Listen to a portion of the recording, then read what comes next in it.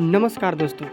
आपने श्रद्धा हत्याकांड के बारे में तो सुना ही होगा, लेकिन आज भी कुछ ऐसी रहस्यमयी चीज़ें हैं जो ना किसी ने कही है और ना किसी ने दिखाई है।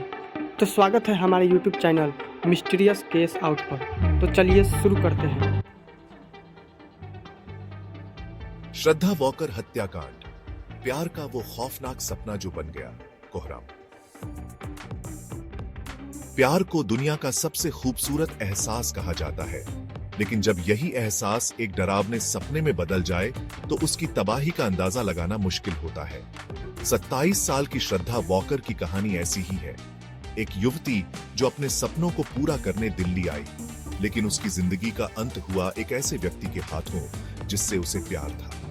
यह कहानी सिर्फ एक हत्या नहीं, बल्कि प्यार, विश्वासघात और हैवानियत की दास्तान है।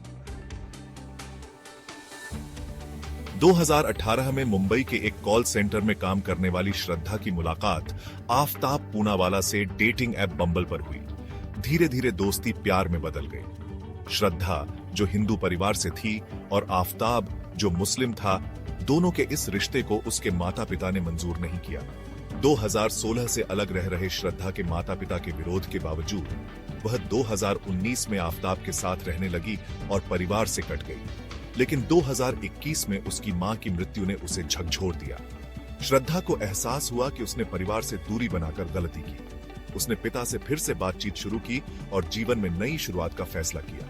मई 2022 में दोनों मुंबई छोड़कर दिल्ली के छत्तरपुर इलाके में रहने आ गए।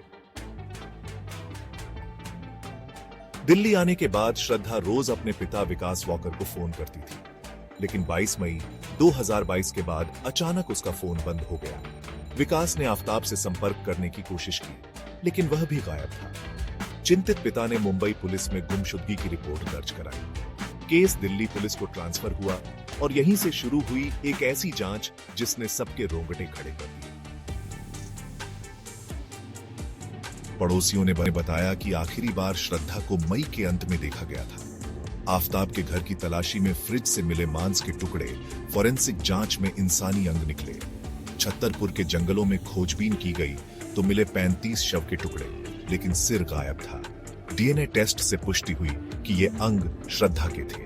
आफताब को हिरासत में लेने पर उसने कबूला कि 18 मई को झगड़े के दौरान उसने श्रद्धा का गला दबाकर हत्या कर दी।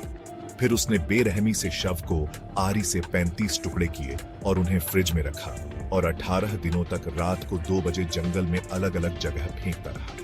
श्रद्धा के चेहरे को पहचान से बचाने के लिए उसने उसे जला दिया।